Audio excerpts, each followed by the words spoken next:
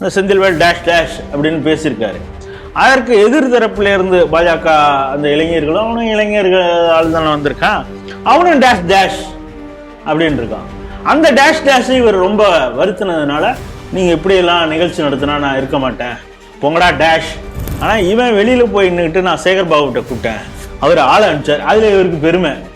ஏண்டா சேகர் பாபு ஆளை அனுப்பலன்னா தான் ஆச்சரியம், அவர் எல்லா விதமான ஆளுகளும் வச்சிருக்கார் அப்படிங்கிறது தான் உண்மை.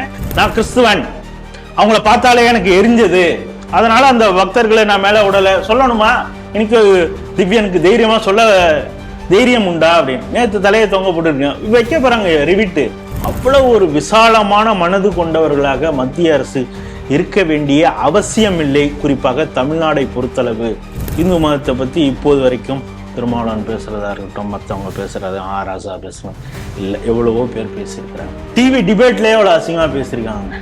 ஆனால் உங்களுடைய புத்தகத்திலே இது இருக்கிறது, இதற்கு உங்களுடைய பதில் என்ன அப்படின்னு கேட்ட நுபுர் சர்மாவை பற்றி தான் எங்கே பார்த்தாலும் சுப்ரீம் கோர்ட் வரைக்கும் நாட்டையே கொந்தளிக்க வைத்து விட்டீர்கள் அப்படின்னு சுப்ரீம் கோர்ட் சொன்னதை பார்க்க. எமர்ஜென்சி நல்லது தான், அது ஒரு ஒழுங்கு ஏற்படுத்தி இருக்கிறது தேசம் முழுக்க அப்படின்னு மாதிரி குரல் கொடுக்க சொல்லியிருக்காங்க. அவர் ஊரில் இருக்கிறவங்களாம் தூக்கி நீங்கள் ஜெயிலில் வச்சு பாடாப்படுத்திருக்கீங்க பெரிய பெரிய தலைவர்களை, அது எப்படிங்க நான் சொல்ல முடியும்? அதெல்லாம் அவங்க என்ன இந்த விஜய் சேதுபதியா இல்லை சிவகுமார் பையன் கார்த்திகேயனா வெள்ளம் தமிழ் பெண்களுக்கு முட்டு கொடுக்கறது என்ன, லேப்டாப்புக்கு அடுத்த தலைமுறைக்கு இந்த திராவிடம் இல்லைன்னா அடுத்த தலைமுறையே நாசமாகி போய்விடும் அப்படின்னு இவங்களாம் முட்டு கொடுக்கறது மாதிரிலாம் அவர் கிடையாது. அவர் உண்மையை பேசினவர். இஸ்லாம்ங்கிறது ஒரு மதமாக இருக்கும், அந்த மதத்தை ஃபாலோ பண்ணுறான், ஏதோ மாஸ்க் இருக்குது, மதரசா இருக்குது, அங்கே போய் தொழுகை பண்ணுறான் அப்படிங்கிறது இல்லாமல் இது பொலிட்டிக்கல் இஸ்லாமாக இங்கே இந்த நாட்டில் அவங்களுக்கான உரிமை, எங்களுடைய சட்டத்தை இங்கே கொண்டு வரதுக்கான என்னென்ன வேலைகள், அதற்கான வேலைகள்லாம் இங்கே ஈடுபடுறது.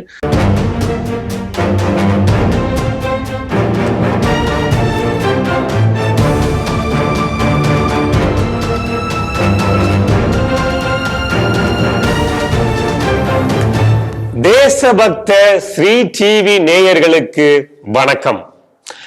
இன்று சிந்திக்க இருக்கக்கூடிய செய்திகள் குறித்து முதலில் பார்க்கலாம்.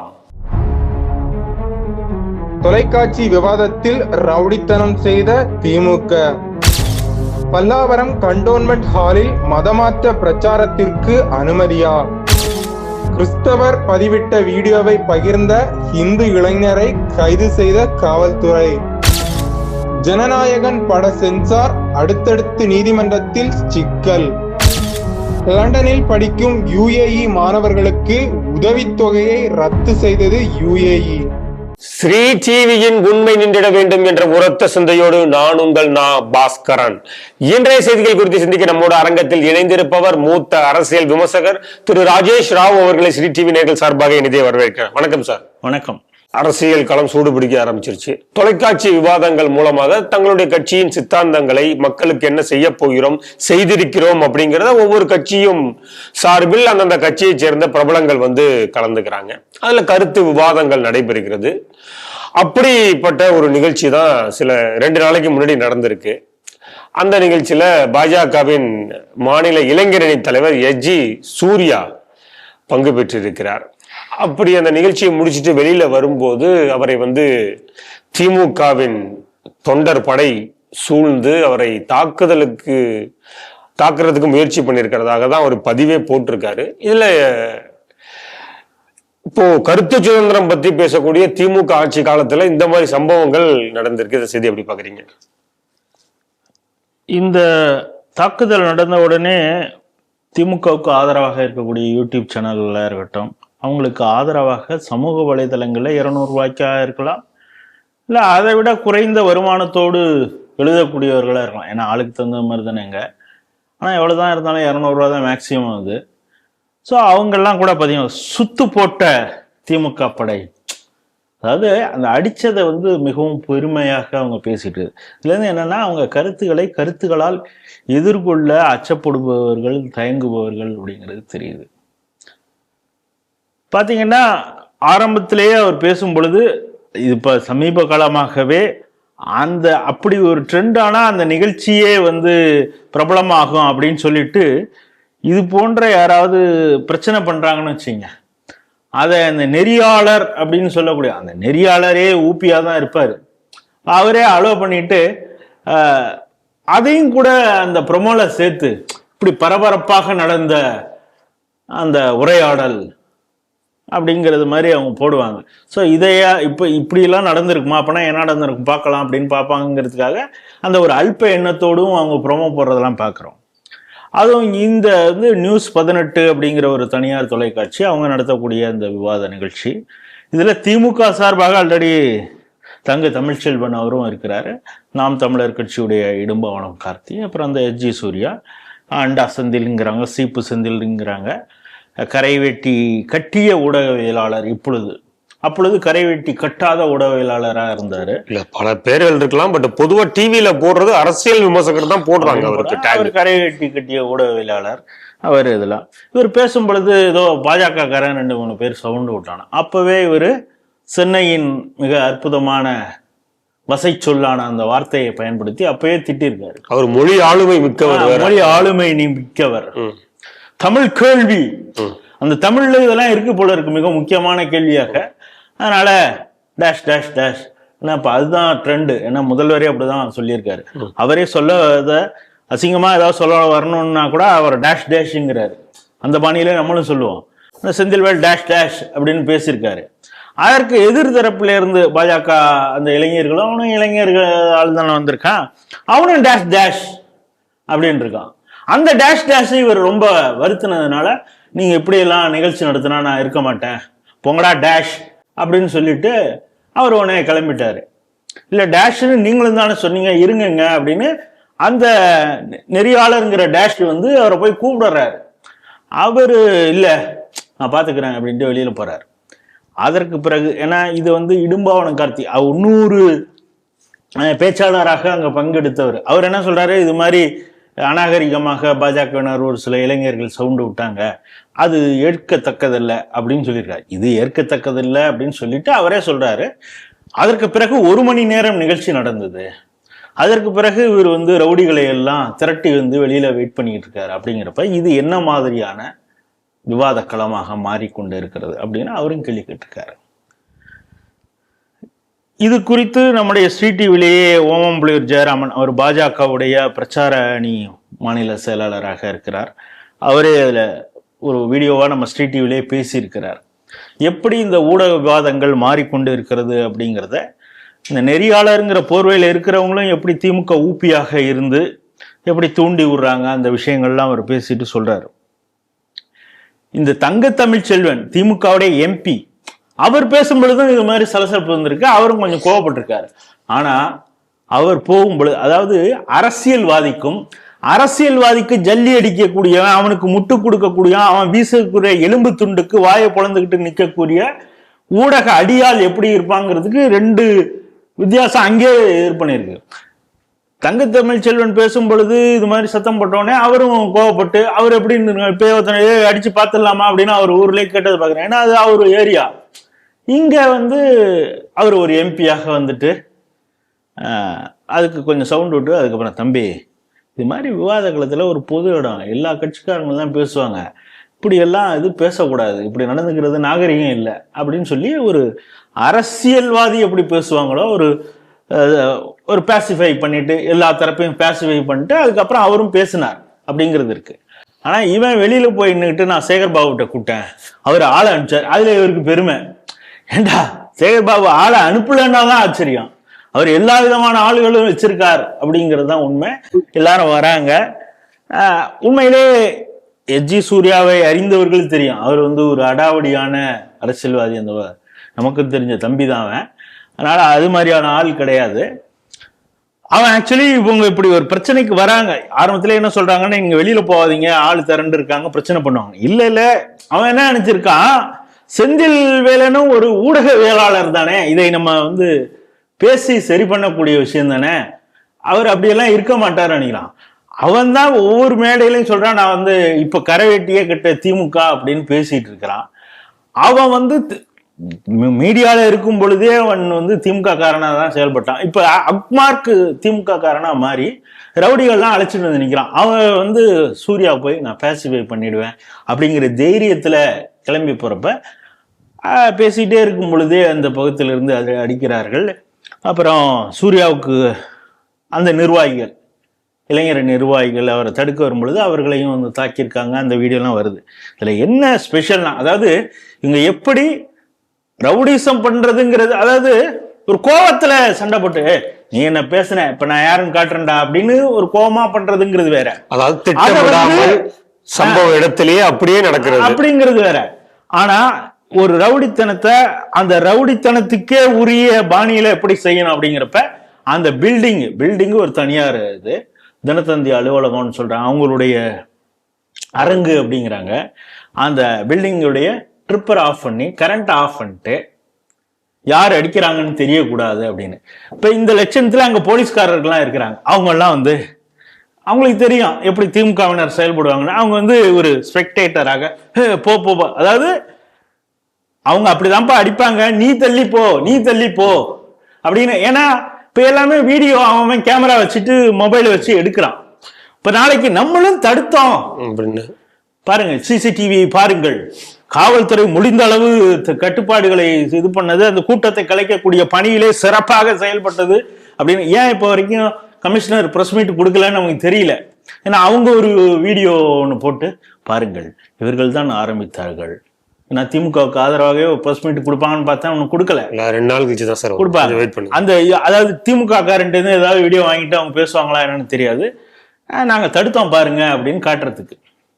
அதனாலதான் பாஜகவுடைய தலைவர்கள்லாம் சொல்லியிருக்காங்க, ஆட்சிகள் மாறும் காட்சிகள் மாறும். அதாவது இன்னைக்கு இருக்கிறது வந்து நாளைக்கே அப்படியே இருக்கும்னு சொல்ல முடியாது.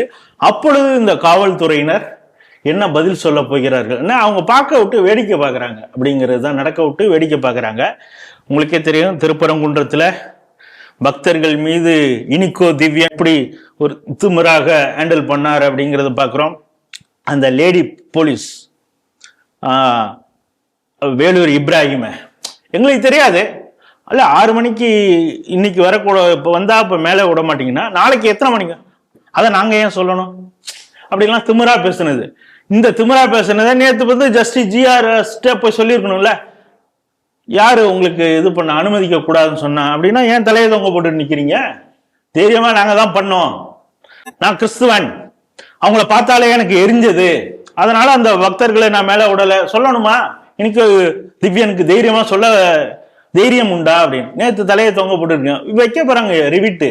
இந்த நீதிமன்ற அவமதிப்புல என்ன நடக்கும்? இதே போல ஆட்சியே நாளைக்கு மாறுதுன்னு வச்சுங்க. இப்ப நமக்கு முட்டு கொடுப்பதற்கு இந்த திராவிட கட்சி திமுக இருக்கிறதுங்கிற தைரியத்துல இவங்க செயல்படுறாங்க. நாளைக்கு ஆட்சி மாறும் பொழுது இவர்கள் என்ன ஆவார்கள்? இவங்க ஏன்னா இவர்களை எப்படி தண்டிப்போன்னு உதயநிதி ஸ்டாலின் சொன்னார். சொல்லிட்டு என்னென்ன வேலையெல்லாம் அவங்க செஞ்சாங்களா. ஆனா பாஜக அப்படி செய்யாது. ஆனாலும் இது போன்றவர்களை எப்படி பனிஷ் பண்ணுங்கிறது அவங்களுக்கும் தெரியும். ஏன்னா அவங்களும் ஒரு அரசியல் கட்சி தானே, இதை காவலர்களும் புரிந்து கொள்ள வேண்டும் அப்படின்னு. அடுத்தது இந்த திமுக காரர்களுக்கு ஒரே ஒரு விஷயம் மட்டும் நம்ம சொல்லலாம்னு நினைக்கிறேன். இன்றைய வீடியோலையும் ஜெயராமன் சொல்லியிருக்கிறார். ஏன்னா ஒவ்வொருத்தவங்களுக்கு ஒரு இடத்துல ஸ்ட்ராங்கா இருப்பாங்க.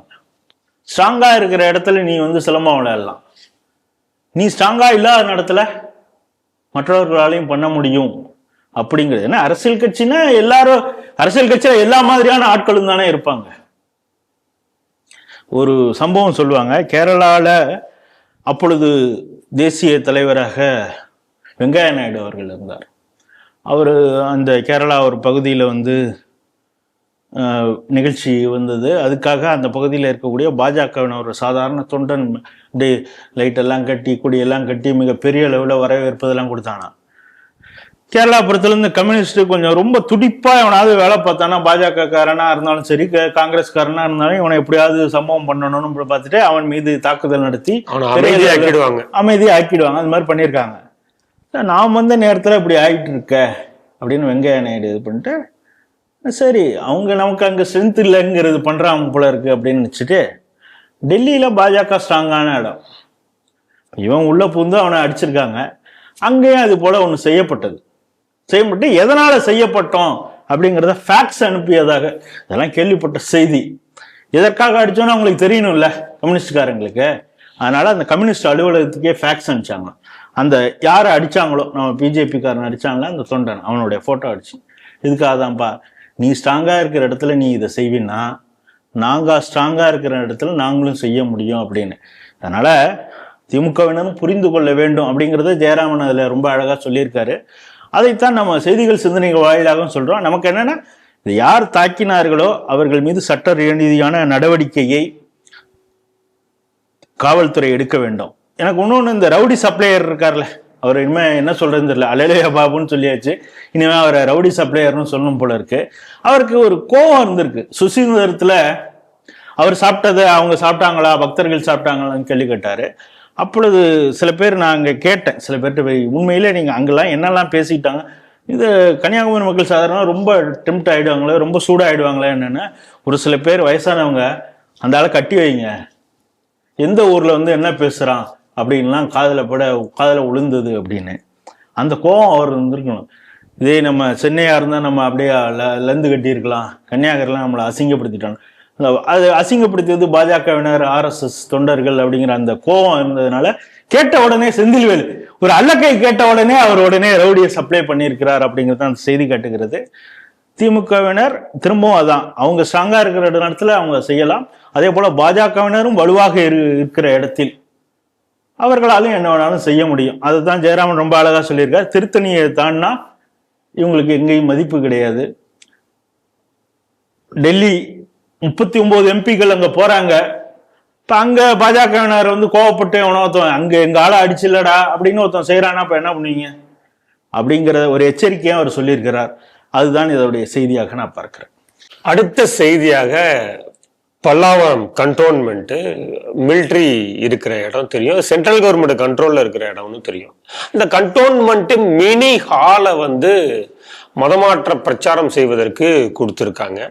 இது குறித்து இந்து முன்னணியை சேர்ந்த மாவட்ட செயலாளர் SP கண்ணன் அப்படிங்கிறவர் ஒரு வழக்கு கொடுத்திருக்காரு. அங்க ஆல்ரெடி வந்து சீனிவாச பெருமாள் கோயில் ஒன்று பக்கத்துலேயே இருக்கு, இந்துக்கள் அதிகமா இருக்காங்க, தேவையில்லாத பிரச்சனை வரும். என்னன்னா, பரிசுத்த ஆவியானவர் தரும் அற்புத வாழ்வு அப்படின்னு சொல்லிட்டு எங்க பார்த்தாலும் போஸ்ட் அடிச்சு ஓட்டியிருக்காங்க. ஜனவரி 10ஆம் தேதி நடைபெற இருக்கிறது, அது அங்க நடக்கக்கூடாதுன்னு சொல்லிட்டு பல்லாவரம் காவல் ஆய்வாளர்களுக்கு ஒரு பெட்டிஷன் கொடுத்திருக்காரு.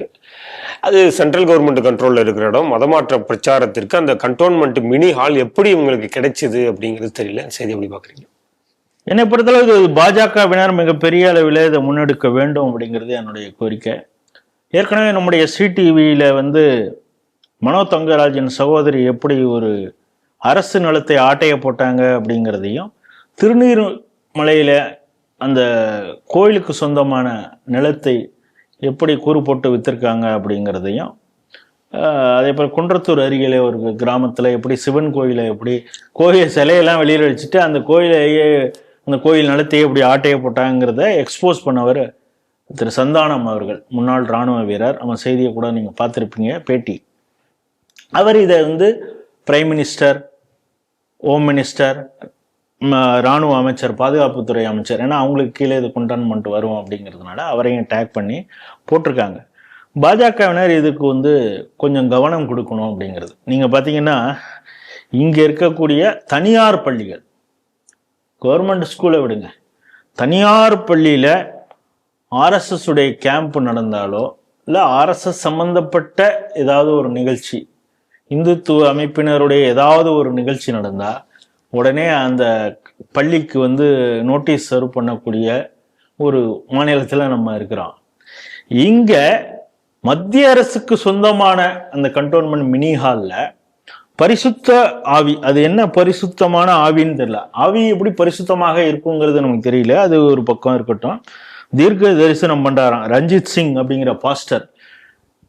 இப்ப நீங்க ஒன்று சொல்லும்போது சொன்னீங்க, சீனிவாச பெருமாள் கோயில் அருகிலேயே இந்த மினி ஹால் இருக்கு அப்படின்னு. ஏற்கனவே பக்கத்துல 2 மத வழிபாட்டு தலங்கள் இருந்தாலே சர்ச்சைக்கு ஆகுது அப்படிங்கிற ஒரு சிக்கல்லாம் இருக்கு. ஏன்னா சிக்கந்தர் தர்காவுல திருப்பரங்குன்ற மலையில முருகனுக்கு சொந்தமான தீபத்தூண்ல விளக்கேத்தினாலே அந்த இதுக்கு சம்பந்தம் இல்லாத சிக்கந்தர் தர்காவில் இருக்கவங்களுக்கும் மனசு கஷ்டப்படும் அப்படின்னு HRNC அவங்களாகவே முன் வந்து ஐயோ ஐயோ ஐயோ அவங்க இந்த விளக்கு தூண்ல நாங்க ஏத்துனோம்னா அவங்களுக்கு கஷ்டப்படுவாங்க. அவன் சொல்லலை, ஆனா கஷ்டப்படுவாங்கன்னு உணர்ந்து நீங்க கோர்ட்டே சொன்னாலும் நாங்க விளக்கு ஏத்த மாட்டோம் அப்படின்னு சொன்ன ஊர்ல எங்களுடைய பெருமாள் கோயிலுக்கு அருகிலே ஒருத்தன் வந்து பரிசுத்த ஆவி அப்படின்னு சொல்லி மதமாற்றத்துக்கு தீர்க்க தரிசனம் வேற அவர் கொடுக்கிறாரா. சரி, இங்க வந்து இது போல ஒரு கம்யூனிட்டி ஹாலில் வேற என்னென்னலாம் நிகழ்ச்சி நடக்குன்னா காது குத்து, கல்யாணம், இந்த இது பர்த்டே பார்ட்டி இதெல்லாம் கூட இருக்கும். இது போல ஒரு இந்து முன்னணியும் ஒரு RSS யாரோ பாஜகவினரும் கூட ஏதோ ஒரு நிகழ்ச்சி கேட்டிருக்காங்க. மத சம்பந்தமான நிகழ்ச்சிகள்லாம் இங்க இடம் கிடையாதுங்க அப்படின்னு இதே கண்டோன்மெண்ட்ல பதில் அவங்களுக்கு சொல்லியிருக்காங்க.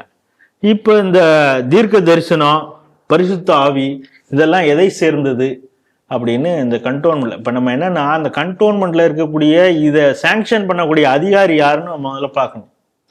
அவனே பரிசுத்த ஆவியில வெந்தவனா இருக்கானா இல்லையா அப்படிங்கிறத நம்ம யோசிக்கணும். இன்னொன்னு, மத்திய அரசாங்கத்திற்கு சம்பந்தப்பட்ட இது அலுவலகம், அதனால அவங்க கண்ட்ரோல்ல இருக்குது. இது குறித்து சரியான புகாரை பாஜக தலைமையகத்திலிருந்து ஒரு புகார் போகணும். இது ஒரு இந்து அமைப்பை, அதுவும் சொல்ல போனீங்கன்னா இந்து இளைஞர் முன்னணி, நீங்க சொல்ற அந்த கண்ணன்கிறவர் செங்கல்பட்டு வடக்கு மாவட்ட செயலாளர், அவர் தான் புகாராகவும் கொடுத்திருக்காரு. இது அமைப்பிலிருந்து ஒரு புகார் கொடுத்திருக்காங்க அவங்களுடைய பார்வைக்கு வந்ததுனால. இதை பாஜகவினர் வந்து ராஜ்நாத் சிங் பார்வைக்கு கொண்டு போயிட்டு சம்பந்தப்பட்டவர் இவங்களுக்கு எப்படி அனுமதி கொடுத்தீங்க அப்படின்னு சொல்லி நடவடிக்கை எடுக்கணும். அதை சாங்ஷன் பண்ண ஆள் யாரோ அவர் மீது சஸ்பென்ஷனோ இல்லை ஒரு மெமோ கொடுத்து அவர் மற்ற இந்து அமைப்பினர்களுக்கு மற்ற உங்க ஏதாவது அனுமதி கேட்டால் அதுக்கு பர்மிஷன் கொடுக்காத நீ இதுக்கு எப்படி கொடுத்த, அது உன்னுடைய உள்நோக்கம் யாரு, இதுக்கு ரெக்கமெண்டேஷன் யார், அங்க வேற யாரு அழுத்தம் கொடுத்தது, நீ இதுக்கு கொடுத்தே ஆகணும்னு இதையெல்லாம் விசாரணை செய்து அவர்கள் மீது உரிய நடவடிக்கை எடுக்க வேண்டும் அப்படிங்கிறது தான் நம்முடைய பார்வை. நான் ஏற்கனவே சொன்னது தனியார் பள்ளிகளுக்கு எப்படி அழுத்தம் கொடுக்கிறது இந்த மாநில அரசு, பல நேரங்களில் நமக்கே ஆதங்கம் இருக்கு. அவ்வளவு ஒரு ஜெனரஸ், அவ்வளவு ஒரு விசாலமான மனது கொண்டவர்களாக மத்திய அரசு இருக்க வேண்டிய அவசியம் இல்லை, குறிப்பாக தமிழ்நாடை பொறுத்தளவு அப்படிங்கிறது தான். நம்மளை திட்டம்லாம் தூர்தர்ஷன்ல வந்து நல்ல போஸ்டிங்ல இருக்கு. திமுகவிற்கு முழு நேரமாக வேலை செய்யக்கூடியவன் மத்திய அரசுல அடுத்தடுத்த உயர் பதவி அடையக்கூடியதான். நானே கூட பல இடங்களை ஃபேஸ்புக்கில் எழுதியிருக்கிறேன். குறிப்பாக இந்த NSS அந்த இதில் இருந்த திமுகவுக்கு சொம்படிக்கக்கூடிய ஒரு நபருக்கு எப்படி ப்ரொமோஷன்லாம் அவங்க வாரி வழங்கியது இந்த மத்திய அரசு. அவருக்கு எங்க டிரான்ஸ்ஃபர் கொடுத்தாலும் அவர் திரும்ப சென்னைக்கு வந்துடுவார். அப்படியெல்லாம் இங்க அந்த அளவுக்கு ஒரு விசாலமான எண்ணம் கொண்ட பாஜகவாக இருக்க வேண்டிய அவசியம் இல்லை அப்படிங்கிறது நம்முடைய பார்வை. ஆகவே திரு சந்தானம் அவர்கள் குறிப்பிட்டதும் அதே போல இந்து இளைஞர் முன்னணி சார்பாக திரு கண்ணன் அவர்கள் தெரிவித்த இந்த புகாரின் மீது மத்திய அரசு நடவடிக்கை எடுக்க வேண்டும். ஏன்னா இது இங்கே மாநில அரசுகிட்ட நம்ம சொல்லி பிரயோஜனம் இல்லை. ஏன்னா இவங்க நீதிமன்றமே சொன்னா கூட இவங்க எந்த நடவடிக்கை எடுக்க மாட்டாங்க. ஆகவே இது மத்திய அரசுக்கு கீழே வர்றதுனால மத்திய அரசு உரிய நடவடிக்கை எடுக்க வேண்டும். அதை செயல்படுத்த வேண்டிய கடமை பாஜகவிற்கு இருக்கிறது அப்படிங்கிறது தான் நம்முடைய பார்வை. இஸ்லாம் குறித்தும் அது குறித்து ஒரு கிறிஸ்தவர் ஒரு வீடியோவை வந்து பதிவிட்டிருக்காரு. அதை எக்ஸ்பிளைன் பண்ணி இஸ்லாம்ல என்னென்னலாம் இருக்கு அப்படிங்கிறத ஒரு கிறிஸ்தவர் பதிவிட்டிருக்காரு. அந்த வீடியோவை ஹிந்து மதத்தை சேர்ந்த விவேகானந்தன் அப்படிங்கிறத அந்த ஐடியில இருக்கு அந்த பேரு, அவர் வந்து அதை ஷேர் பண்ணியிருக்காரு. அதற்காக அவர் கைது செய்யப்பட்டிருக்கிறார். இந்த செய்தி எப்படி பாக்குறீங்க? அதாவது ஆராய்ந்து பாருங்கள் அப்படின்னு அதுக்கு லோகோ இருக்குது. அந்த கிறிஸ்தவர் பேசிய அந்த வீடியோ, அவர் வந்து இஸ்லாத்தில் எப்படி இருக்குது, நபிகள் நாயகம் உங்களை பற்றியெல்லாம் பல விஷயங்கள் சொல்கிறார். அது அவர் ஆதாரங்களையும் அதில் காட்டுறாரு. அதில் இருக்கக்கூடிய சுறா அந்த இது படிச்சுட்டு குரான் வசனங்களை சொல்கிறாரு, அப்புறம் அதீத் வசனங்களை சொல்கிறாரு. அதெல்லாம் சொல்லி தான் அவர் சொல்கிறார். அவருடைய கருத்து தவறாக இருக்கலாம், சரியாக இருக்கலாம் அப்படிங்கிற. பட் அவர் வந்து ஒரு பதிவு போட்டிருக்கார் கிறிஸ்தவர். இதை வந்து நீங்கள் சொல்கிற விவேகானந்தன் TK அப்படிங்கிற ஒரு ஹேண்டில் இருக்குது. அதிலிருந்து ஃபேஸ்புக்கில் அவர் அது ஒரு ரீல்ஸ் மாதிரி இருக்குது, அதை வந்து ஷேர் பண்ணுறாரு. பதிவு போட்ட அந்த கிறிஸ்தவரை கைது பண்ணாங்களா இல்லையான்னு தெரியல. ஆனால் இவரை வந்து பாஞ்சு பிடிச்சிட்டாங்க. இப்போ நீங்க சோசியல் மீடியா முழுசா கவனிச்சிங்கன்னா, அதுவும் குறிப்பாக இந்த எக்ஸ் தளத்திலலாம் பார்த்தீங்கன்னா, ரீட்வீட் இஸ் நாட் என்டார்ஸ்மெண்ட் அப்படின்னு ஏற்கனவே இவங்க ஒன்று போட்டு வச்சிருவாங்க. கேவியட் மாதிரி போட்டு வச்சிருது.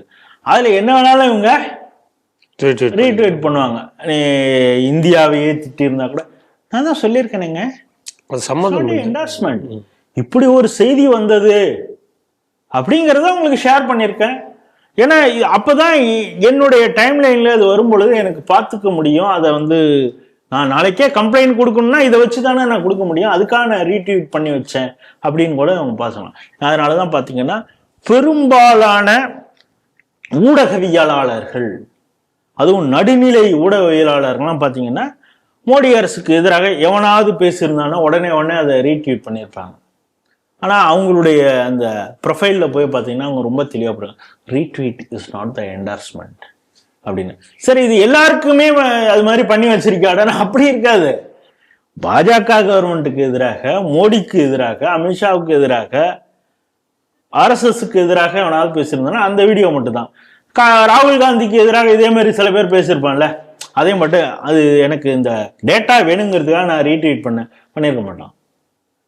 இவன் என்ன சொல்றான், இப்படி ஒரு வீடியோ இருக்குது, இந்த கிறிஸ்துவர் இஸ்லாத்தை பத்தி இப்படி சொல்லியிருக்கிறார் அப்படின்னு அவன் ஷேர் பண்ணியிருக்கிறான், அவ்வளவுதான். இப்போ கொஞ்ச நாளைக்கு முன்னாடி இப்போ என்ன கூட இந்த வீடியோ கிடைக்கும் பார்த்தீங்கன்னா, தவ்ஹீத் ஜமாத்துக்கும் இந்த ஜோஷ்வா அப்படின்னு ஏதோ ஒரு கிறிஸ்துவ அமைப்பு ஒன்று இருக்கு. பார்த்தீங்கன்னா ஒரு ஆள் அப்படியே குண்டா அப்படியே நடுவை கூட வச்சு புஷ்ஷுன்னு இருப்பான். பார்த்தீங்கன்னா ஃபுல்லாக லேப்டாப் இது மாதிரி ஒரு பெரிய டேபிள் இருக்கும், ஒரு 5-6 பேர் வச்சுட்டு லேப்டாப் வச்சுருப்பாங்க. ஹதீத், குரான், சுரா இதெல்லாம் வச்சுட்டு இதை சொல்லியிருக்கிறது.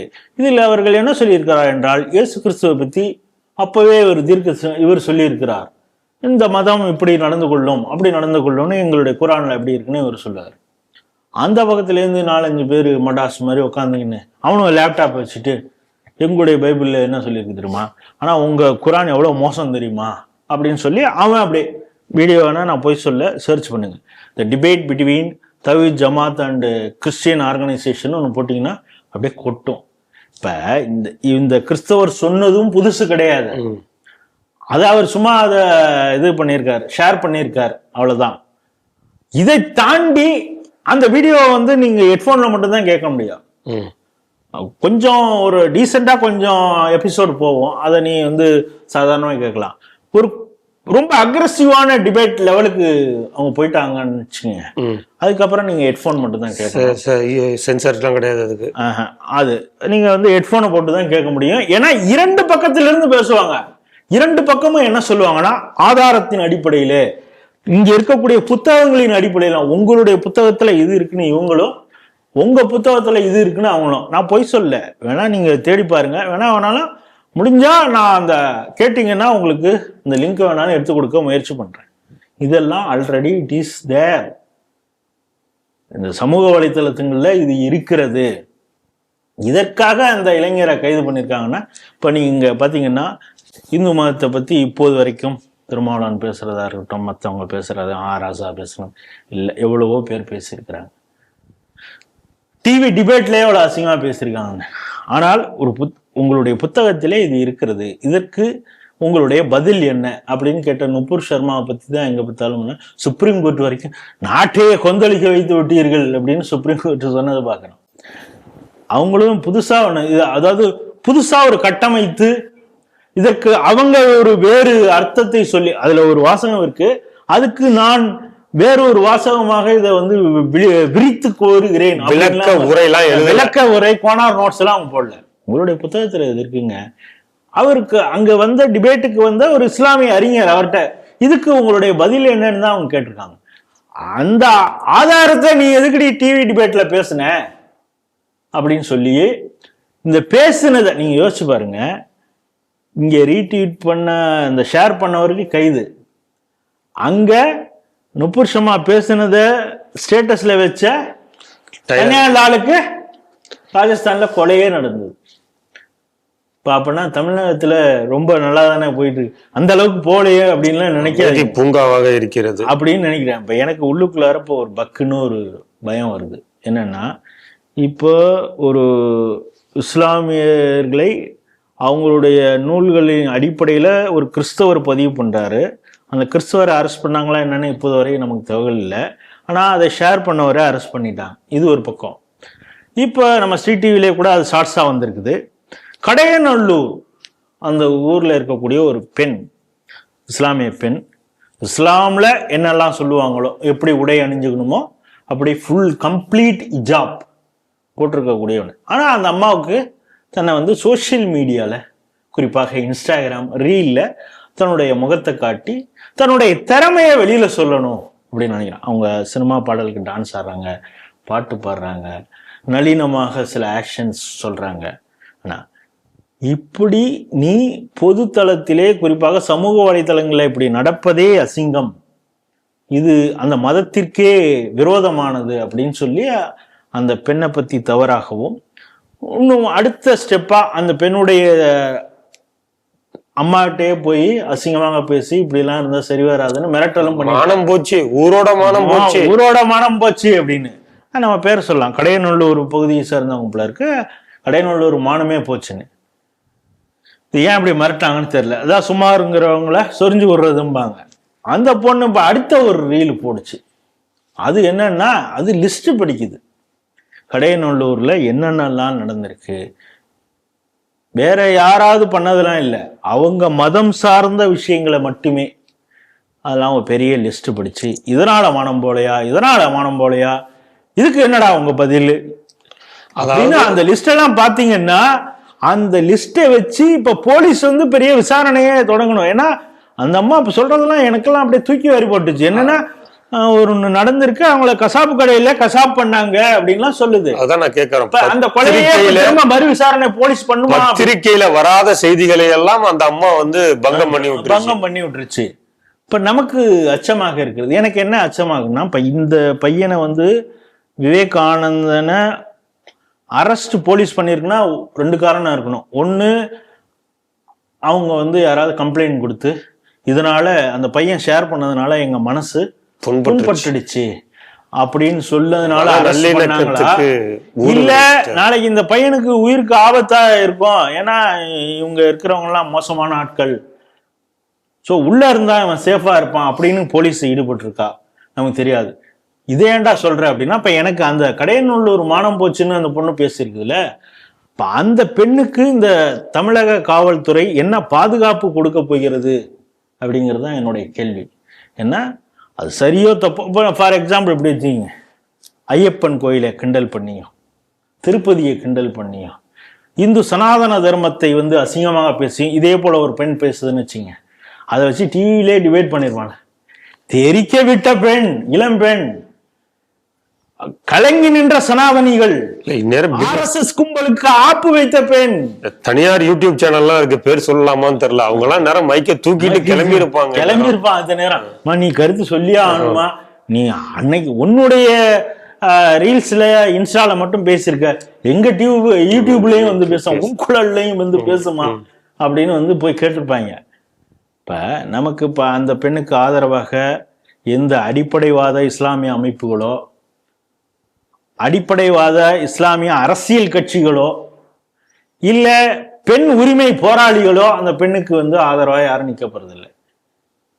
உங்களை போன்ற, என்னை போன்ற மனித நேயத்தை உண்மையாக நேசிக்கக்கூடியவர்கள் தான் அந்த பெண்ணுக்கு வந்து பாதுகாப்பு கொடுக்கணும் அப்படின்னு சொல்லி மன்றாடி, புதிதாக டிஜிபி அப்படின்னு அறிவிச்சிருக்காங்க, முழுசா பதவி ஏற்கல. அந்த தேவ ஆசீர்வாதம் அவரிடமும், கமிஷனர் இருக்காங்க அவங்கள்ட்டையும் நம்ம மன்றாடி கேட்டுக்கிறோம். அந்த பெண்ணுக்கு அது தவறு சரிங்கிறத அவங்க யாராவது முடிவு பண்ணிக்கிட்டோம். ஆனால் பல உண்மைகளை சொல்லியிருக்காங்க. அந்த உண்மையின் மீது முதல்ல நீங்கள் விசாரணை பண்ணுங்கிறது நம்முடைய ஒரு பார்வை. அந்த பெண்ணுக்கு போதிய பாதுகாப்பை அடிப்படைவாதிகளிடமிருந்து காப்பாற்றுவதற்கு நீங்கள் கொடுக்கணும் அப்படிங்கிறத ஒரு வேண்டுகோளாக வைக்கணும்.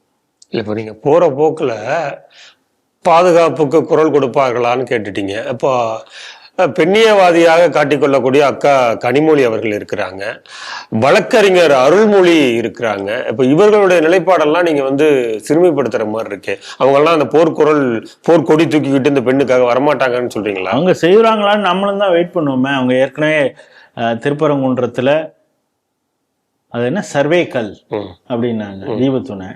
ஆனால் இவங்க ஹெச்ஆர்என்சி ஆள் வந்து என்ன சொல்கிறான், அது வந்து சமணக்கல் அப்படிங்கிறான். ஸோ அப்போவே அது சர்வே கல் இல்லைன்னு ஆயிடுச்சு. நான் இப்படி தவறாக சொல்லிவிட்டேன், ஆனால் அங்கு சமணக்கல் என்று கற்றுணர்ந்த அட்வொகேட் ஜோதி அவர்கள் சொல்லியிருக்கிறார். அவரும் 2 இடத்துல முருகனுக்கு 2ங்கிறது மாதிரி 2 இடத்துல ஏற்ற வேண்டுமா அப்படின்னு திராவிட பார்வையோடு கேள்வி கேட்டார். இப்பதான் எனக்கு புரியுது, எங்க இதுலயுமே 2, 3 எல்லாம் உண்டு. அதனால நான் அதை புரிஞ்சுக்கிட்டேன். இப்ப சர்வே கல் இல்லைங்கிறத என்னுடைய கருத்தை மாற்றிக்கொண்டு அது சமணத்தூண் என்றாவது சொல்லியிருக்காங்களா? இல்லை. அதனால இவங்க இப்படியெல்லாம் தங்களை வந்து திருத்தி கொள்ள மாட்டார்கள். மணிப்பூர்ல ஏதாவது பெண்ணுக்கு ஏதாவது பிரச்சனைன்னா அவங்க குரல் கொடுப்பாங்களே தவிர மன்னிவாக்கத்திலேயோ இங்க மன்னார்குடியிலேயோ நடந்தா அவங்க பேச மாட்டாங்க அப்படிங்கிறது தான் இந்த செய்தி.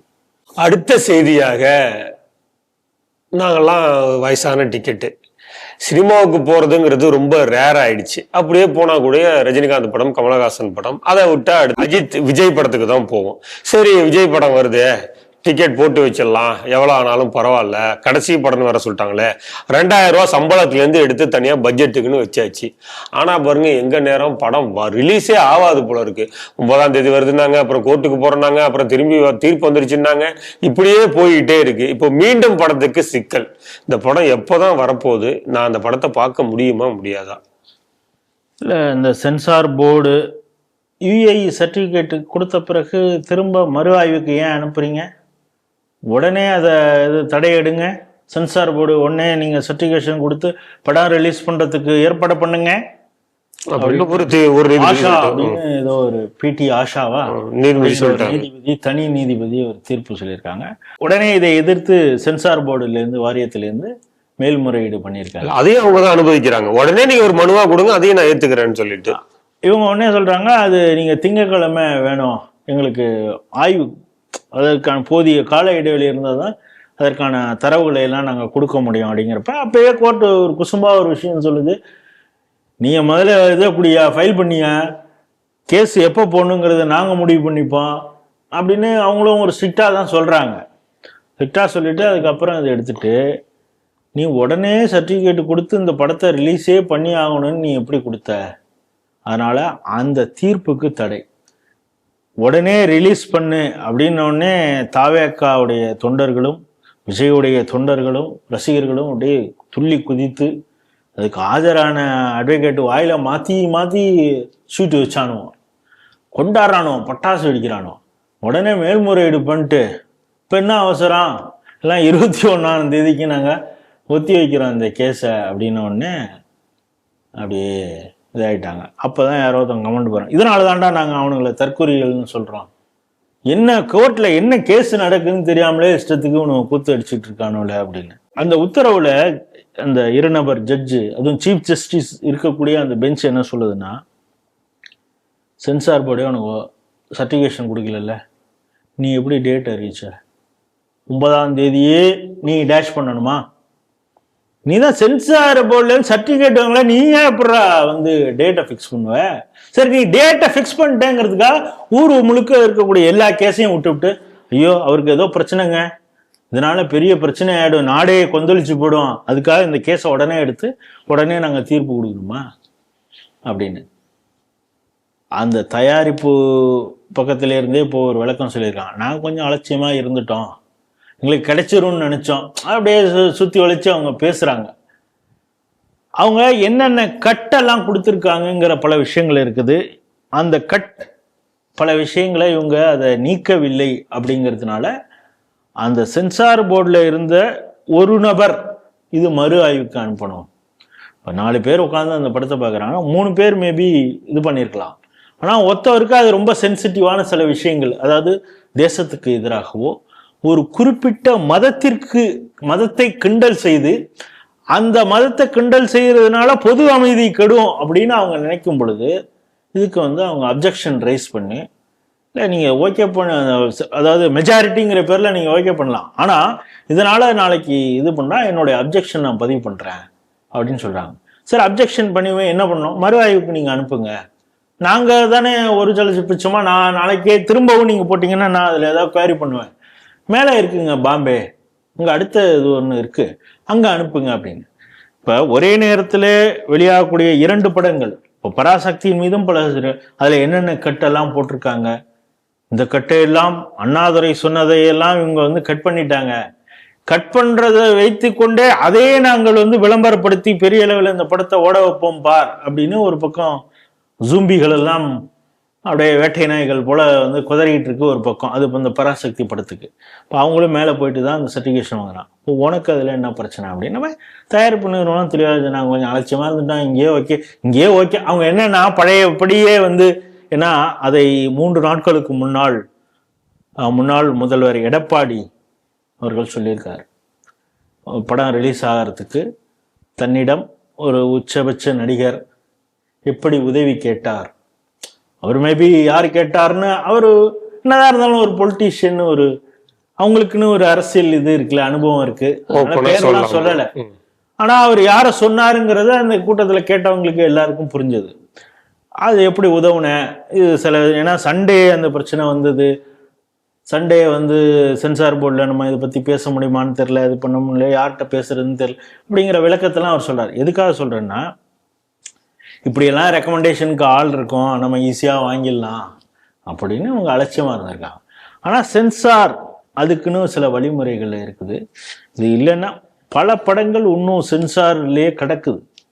ஏன்னா அவங்க சில விஷயங்கள் இதெல்லாம் நீக்கிட்டா அந்த படத்தை நான் ரிலீஸே பண்ண முடியாதுங்க அப்படிங்கிற அளவுக்கு டைரக்டர் சரி நீ ரிலீஸ் பண்ணாதன்னு விட்டுருவாங்க. இதுதான் கோரு, நான் இதை தான் அதை பண்ணாதான்டா பிரச்சனை வரும் இங்க அப்படின்னு சொல்லியிருப்பாங்க. அதை நீக்கிட்டீங்கன்னா சீனே பார்த்தீங்கன்னா அவங்க கட்டு கொடுத்துறோம் 35-45 கட்டு எடுத்துட்டா இருக்கிற ரீலில் 2 ரீலே அருந்து போறது மாதிரி இருக்குன்னு வச்சுங்க. அவன் அதுக்கப்புறம் அந்த படத்தை ரிலீஸ் பண்ணான்னா இல்லைன்னா அது மாதிரி. இப்போ இதில் வந்து சில சென்சிட்டிவான விஷயங்கள் இருக்குங்கிறாங்க.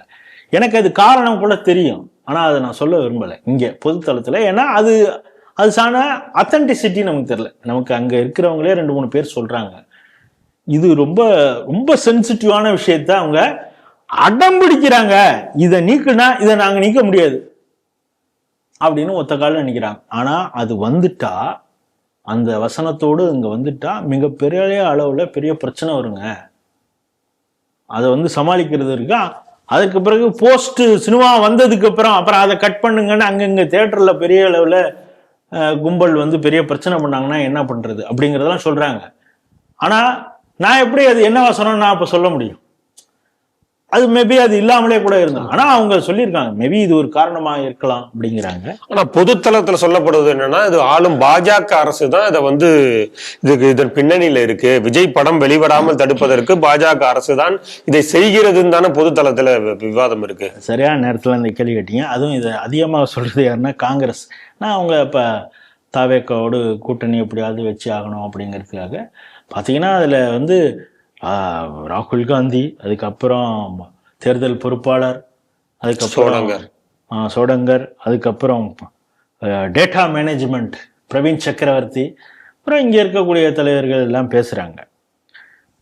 இவங்க எவ்வளோ உத்தமர்கள் அப்படிங்கிறதுக்கு ஒரே ஒரு உதாரணம் மட்டும் நான் சொல்லிடுறேன். ஏன்னா இவங்க கருத்து சுதந்திர கண்மணிகள் அப்படின்னு இவங்க தான் எமர்ஜென்சி கொண்டு வந்தாங்க. அது ஒன்று போதும். இவங்க எந்த அளவுக்கு கருத்து சுதந்திர கண்மணிகள்ல பேமானிகள்ங்கிறதே நமக்கு புரிஞ்சிடும். பழைய கதையை சார் அதே சொல்லிட்டு இருக்காங்க சார். புதுசா ஏதாவது தப்பு பண்ணிருக்காங்களா? பழைய தப்ப விட்டுருங்க சார். இல்ல என்னன்னா இந்த சினிமாங்கிற விஷயத்துல அதனால சொல்றேன். தேவ் ஆனந்த்னு ஒருத்தர் இருந்தார் அந்த காலத்துல. இங்க நம்ம எப்படி சிவாஜி அவர்களை எல்லாம் கொண்டாடுறோமோ, ஜெமினி கணேசன்லாம் எப்படி கொண்டாடுறோமோ, அது மாதிரி ஒரு மிகப்பெரிய நடிகர். அவரு ரொம்ப லேட்டஸ்ட் ஸ்டேஜ்ல நடிச்ச படமே கூட பெரிய அளவு ஹிட்டானது. எமர்ஜென்சி நல்லதுதான், அது வந்து ஒரு ஒழுங்கு ஏற்படுத்தி இருக்கிறது தேசம் முழுக்க அப்படின்னு மாதிரி குரல் கொடுக்க சொல்லியிருக்காங்க. அவரு ஊர்ல இருக்கிறவங்களாம் தூக்கி நீங்க ஜெயிலில் வச்சு பாடாப்படுத்திருக்கீங்க பெரிய பெரிய தலைவர்களை, அது எப்படிங்க நான் சொல்ல முடியும்? அதெல்லாம் அவங்க என்ன இந்த விஜய் சேதுபதியா இல்லை சிவகுமார் பையன் கார்த்திகேயனா வெள்ளம் தமிழ் பெண்களுக்கு முட்டு கொடுக்கறது என்ன, லேப்டாப்புக்கு அடுத்த தலைமுறைக்கு இந்த திராவிடம் இல்லைன்னா அடுத்த தலைமுறையே நாசமாகி போய்விடும் அப்படின்னு இவங்களாம் முட்டு கொடுக்கறது மாதிரிலாம் அவர் கிடையாது. அவர் உண்மையை பேசினவர். எமர்ஜென்சினால மோசம் தாங்க, அதனால நான் பேச மாட்டேன் அப்படின்னா. சரி, பேச வேண்டாம். என்ன நடந்ததுன்னா இப்பொழுது நிறைய தனியார் தொலைக்காட்சிகள் இருக்குது. ஒரு நாளுக்கு 5 படம் போடக்கூடியதெல்லாம் இருக்குது. 2 படத்தையே 5 படம் அளவுக்கு விளம்பரம் போட்டு போடக்கூடிய சேனல் இதெல்லாம் கூட இருக்குது. ஆனால் அந்த காலத்தில் ஒரே ஒரு சேனலு, அது வந்து தூர்தர்ஷன். அவங்க எப்போ படம் போடுவாங்க அப்படின்னு ஒன்று தெரியும். அந்த படத்தில் பல விளம்பரங்கள் வரும். ஆனால் அந்த ஒரு படத்துக்காக, அந்த ஒரு ஒளியுக்காக, அந்த எப்போ சினிமா போடுவாங்களோ அந்த ஞாயிற்றுக்கிழமையா அந்த படத்துக்காக எப்படி வெயிட் பண்ணோம். அந்தக்கு பிறகு அந்த எமர்ஜென்சிக்கு நான் பேச மாட்டேன்னு சொன்ன பிறகு தேவானந்த் படத்தை தூர்தர்ஷனில் போடவே இல்லை. யார் படம்லாம் வந்தது. ஆனால் அவரோட அப்பா டக்கர் நடிகரான தேவானந்த் படத்தை போட காரணம் உங்களுக்கு தெரியும், காங்கிரஸ் தான் இப்போ ஃபுல்லாக ஆட்சியில் இருந்தது அப்படிங்கிறது. இது சொல்லலாம். 72 பேன் பண்ணவர் நேரு. எத்தனை புத்தகங்கள் எந்தெந்தது அவங்க வந்து ஆல் இண்டியா ரேடியோவில் அவங்களுடைய பாட்டே பாட முடியாத அளவுக்குலாம் பேன் பண்ணது, இந்திரா காந்தி பண்ணது, அதெல்லாம் ஒரு பெரிய லிஸ்ட் இருக்குது. அதனால் கருத்து சுதந்திரத்தை பற்றி காங்கிரஸ் பேசுனதுன்னு வச்சுங்க, எதால் சிரிப்பது அப்படின்னே நமக்கு தெரியாது. அதுவே ஜனநாயகம் 21ஆம் தேதி அவங்க தள்ளி வச்சுருக்காங்க. அதனால் அவசரம். அவர் ரொம்ப ஜட்ஜு கூலாக சொல்லியிருக்காரு, இதுதான் எங்களுக்கு வேலை கிடையாது, நீ வந்து சர்டிஃபிகேஷன் வாங்காமலே ஒரு டேட்டை ஃபிக்ஸ் பண்ணிட்டு எங்களுக்கு அழுத்தம் கொடுத்தினா அதெல்லாம் செய்கிறதுக்கு நாங்கள் ஆள் கிடையாது. 21ஆம் தேதி இருக்கோம், அவங்களுக்கும் நேரம் கொடுத்துருக்கோம். சென்சார் போர்டும் வந்து அவங்க அப்பியர் ஆகி அவங்களுடைய தரப்பு வாதத்தை சொல்லட்டும் அப்படின்னு சொல்லியிருக்காங்க. 21ஆம் தேதிக்கு பிறகு தீர்ப்பு வந்த பிறகு நீங்கள் வெண்திரையில் பார்த்து மகிழலாம். நிறைவு செய்தியாக யுனைடெட் அரப் எமிரேட்ஸ் என்று சொல்லக்கூடிய அமீரகம், இந்த துபாயில் வந்து ஸ்காலர்ஷிப் கொடுக்குறாங்க ஃபாரின்ல படிக்கக்கூடிய மாணவர்களுக்கு. அப்படி யூகேல படிக்கக்கூடிய மாணவர்களுக்கான அந்த ஃபண்டை துபாய் அரசு நிப்பாத்தி வச்சிருக்கு. ஏன் அப்படின்னு கேட்கும்போது, யூரோப் கண்ட்ரிஸ் குறிப்பாக அந்த யூகேல தான் இஸ்லாமிக் ரேடிகலைசேஷன் அதிகமா இருக்கு அப்படின்னு ஒரு பயம் வந்து அந்த அரசு வந்து அதை நிப்பாட்டி வச்சிருக்காங்க. செய்தி எப்படி பாக்குறீங்க? 1928 முஸ்லீம் பிரதர்வுட் அப்படின்னு ஹசன் அல் பன்னா அப்படிங்கிறவர் எஜிப்தில் ஆரம்பிச்சாரு. இந்த போக்கு சரியில்லைப்பா, எஜிப்து இருக்கணும், குறிப்பாக இஸ்லாமிக் நாடுகள்லாம். திடீர்னு வெஸ்டர்ன் அமெரிக்கா சொல்கிறதெல்லாம் கேட்டுக்கிட்டு இருக்கீங்க. அது மாதிரி செக்குலரைசேஷன் அது ஒன்று நடந்துக்கிட்டு இருக்கு. இது வந்து இந்த நாட்டுக்கே நல்லதில்லை. நம்ம ஷரியா சட்டத்தை தான் நம்ம ஃபாலோ பண்ணணும். இங்கே வெஸ்டர்ன் தாட்ஸு, செக்குலரிசம்ங்கிற அந்த விஷயங்கள், மற்ற மதத்தினரும் இங்கே வந்து அவங்க சுதந்திரமாக இருக்கலாம், அவங்களுடைய மத வழிபாட்டை சமமாக வாழலாம் அப்படின்லாம் சொல்லலாம்லாம் அப்படி நினைக்காதீங்க அப்படின்னு சொல்லிட்டு அப்போதான் வந்து அவங்க என்ன பண்ணுறாங்கன்னா, reformation in Islamic world and political unification under caliphate. கேலிஃபாக்கில் எல்லா முஸ்லீம் கண்ட்ரியும் கொண்டு வந்துடணும். அது சொல்லும், இந்த வருஷம் வந்து நம்ம சரியாவே இந்த விஷயத்துல தான் நம்ம அமல்படுத்தணும் அப்படின்னு சொன்னோடனே எல்லா நாடுகளும் அப்படிங்களா அப்படின்னு. இங்கே வந்து இந்துக்கள் இருக்காங்க, அவங்க ஏதோ கோயில்களை, அந்த கோயிலெல்லாம் இடித்து தரைமட்ட ஆக்க வேண்டும், இந்த சர்ச்சு இருக்குது அதெல்லாம் காலி பண்ணணும் அப்படின்னு சொன்னோன்னா அது மாதிரி பண்ணணும் அப்படின்னு முயற்சி பண்ணாங்க. அந்த கலிஃபாத்துக்கு தான், கிலாபத் இயக்கத்துக்கு தான் காந்தியே ஆதரவு தெரிவிக்க சொன்னால் அது வேறு விதமான அரசியல், அதெல்லாம் விட்டுருங்க. இப்போ அமெரிக்கா, இப்போ குறிப்பாக ட்ரம்ப் பதவியை தர, அதற்கு பிறகு ஜேடி வேன்ஸ், இவங்கெல்லாம் ஒரு விஷயத்த என்ன சொன்னாங்கன்னா, யூரோப் சில கண்ட்ரீஸ்லேயும் வெஸ்டர்ன் ஏஷியாவில் சில நாடுகள்லேயும் இந்த இஸ்லாமிக் பிரதர்வுட் அப்படிங்கிற போர்வையில் சில இயக்கங்கள் இயங்கிக்கிட்டு இருக்கு. இதெல்லாம் வந்து வேர்ல்டு டெரரிசம் ஆர்கனைசேஷன் அப்படின்னு அவங்க பட்டியல் மாதிரி கொடுத்தாங்க. அதுவும் குறிப்பாக அவங்க என்ன சொல்லலாம், டர்க்கி, அந்த இடத்துல லெபனான், ஜோர்டான், எஜிப்து, இந்த இடத்துலலாம் பிரதர்வுட் இருக்குது. அவங்களுடைய பிரான்ச்சஸ் முழுசாக ஒளிஞ்சிருச்சுன்னு நம்ம சொன்னால் கூட அவங்க வேறு வேறு அமைப்பாக இயங்கி கொண்டு இருக்கிறார்கள் அப்படின்னு சொன்னாங்க. நீங்கள் இன்னும் பார்த்தீங்கன்னா கட்டார் வந்து 2017-21 இதில் வந்து யூரோப்பியன் கண்ட்ரிஸோட டிப்ளமேட்டிக் கிரைசிஸே வந்தது பிகாஸ் ஆஃப் இஸ்லாமிக் பிரதர்வுட். எஸ்பெஷலி வந்து west Asian partners, Egypt, Saudi Arabia, UAE, இந்த இடத்துல வரும்போது ஈவன் இப்பொழுது யுஏஇ பார்த்தீங்கன்னா நீங்கள் எவ்வளோ இஸ்லாம், அது வந்து ஒரு நேரத்தில் அந்த கண்ட்ரிஸ் எப்படி இருந்தது, இப்பொழுது இந்து கோயில்கள், அக்ஷாதாரம் கூட, அந்த கோயிலெலாம் கூட அங்கே சுவாமி நாராயண் டெம்பிள்லாம் அங்கே மிக பிரம்மாண்டமாக வந்திருக்கிறது. பல கோயில்கள்லாம் இப்போ வந்திருக்கு. இன்னும் சொல்லப்போனால் சவுதி அரேபியால வந்து பெண்களுக்கு இதுக்கு முன்னால வந்து கார் டிரைவிங் லைசன்ஸே இல்லாம இருந்தது. இப்பெல்லாம் கொஞ்சம் கொஞ்சமாக லிபரல். இப்ப இதைத்தான் இந்த இஸ்லாமிக் பிரதர்ஹுட் எதிர்க்குது. ஷரியாவிலிருந்து கொஞ்சம் கொஞ்சமாக விலகுகிறார்கள், வெஸ்டர்னைசேஷனை நோக்கி போறாங்க, செகுலரைசேஷனை நோக்கி போறாங்க. சமீபத்துல பாத்தீங்கன்னா இந்த டேனிஷ் பிரதமர் மெட்டே ஃப்ரெக்சன் அப்படிங்கிறவர் ஒரு விஷயம் சொன்னார். நம்ம நாட்டுக்கு வந்துட்டு இந்த கல்ச்சுரல் டாமினேஷன், அவங்க இங்க வந்ததே இல்லீகலா, இங்க செட்டில் ஆயிட்டு எங்களுடைய சரியா சட்டத்தை நீ இம்ப்ளிமெண்ட் பண்ணு, இந்த டேனிஷ் சட்டம்லாம் இங்க எடுபடாது அப்படின்னு பல போராட்டங்கள் ரோட்ல இறங்கி இதெல்லாம் பண்ணிட்டு இருக்காங்க.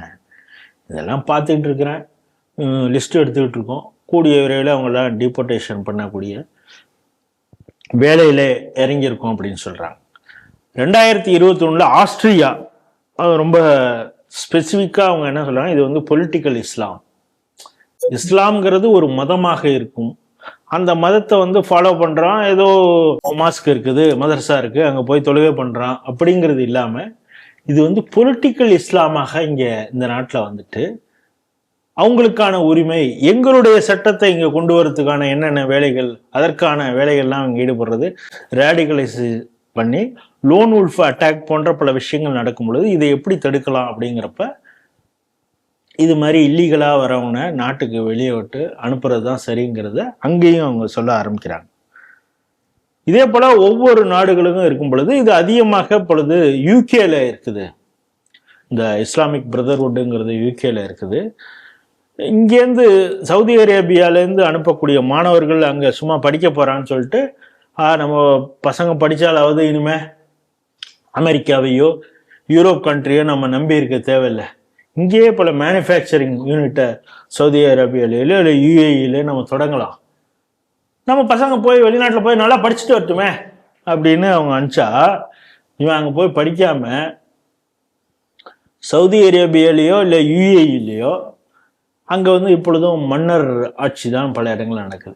இதற்கு எதிராக கிளர்ச்சியை எப்படி ஏற்படுத்துவது, பழையபடி இந்த சரியா சட்டத்தை நிறைவேற்றுவது, இஸ்லாமிக் காலிஃபாத் மாதிரி வந்து எகிப்தில் நடந்த புரட்சி மாதிரி, மற்ற நாடுகளில் நடந்த புரட்சியை மாதிரி அரச குடும்பத்திற்கு எதிராக எப்படி புரட்சி பண்ணலாம் அப்படின்னு அவன் கத்துட்டு வந்து நாளைக்கு இங்கேயும் இது மாதிரி போராட்டம் பண்றது. ஏன்டா சொந்த காசுல சூன்யம் நம்ம சொல்லுவோமா, ஒரே வார்த்தை தான் இதுக்கு.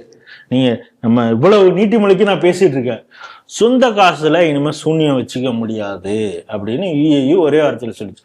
நீ அங்க போய் படிச்சுட்டு அங்க வெளிநாட்டிலேருந்து வந்து கிளர்ச்சி புரட்சிங்கிற பேர்ல மன்னர் அந்த இதுக்கு ஆட்சிக்கு கீழாக நாங்க இனிமே இருக்க முடியாது அப்படின்னு சொல்லி மிகப்பெரிய போராட்டத்தை முன்னெடுத்து இவங்களெல்லாம் சாட்சிவிட்டு கடைசியில இஸ்லாமிக் ஷரியாலா இப்படின்னா மிக கடுமையாக இது பண்ணுவோம், இருக்கிறவங்கலாம் அடிச்சு கொள்ளுவோம், பிடிக்காதவங்களாம். இப்போ வந்து சிரியாவில் என்ன நடந்துகிட்டு இருக்குன்னு பார்க்குறோம், மற்ற கண்ட்ரிகளில் என்ன நடந்துகிட்டு இருக்குன்னு பார்க்குறோம்.